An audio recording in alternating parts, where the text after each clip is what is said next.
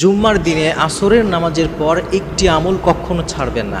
জুম্মার দিন এমনিতেই অনেক আমল করার একটি দিন। সাপ্তাহিক সবথেকে শ্রেষ্ঠতম দিন হচ্ছে জুম্মার দিন। তো এই দিনে আমরা অনেক রকমের আমল করি, কিন্তু একটি আমল, সেটা আপনাকে বলবো, আপনি আসরের পরে মাগরিবের আগে এই সময়টাই করবেন।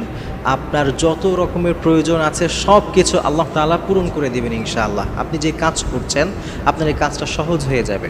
আমরা অনেক সময় আছি জীবনে আমাদের বহুত কাজ থাকে যেগুলো বিভিন্ন জটিলতায় আমরা পড়ে যাই। কারোর ভিসা আবেদন করেছি হচ্ছে না, কোনো একটা কাজ আমি করি, আমি ব্যবসা করি, বাণিজ্য করি, একটার পর একটা প্রবলেম লেগেই আছে, মানে কাজগুলো কঠিন হয়ে যায়। কিন্তু আপনি যদি এই আমলটা করতে পারেন আপনার কাজটা একেবারে সহজ হয়ে যাবে ইনশাআল্লাহ।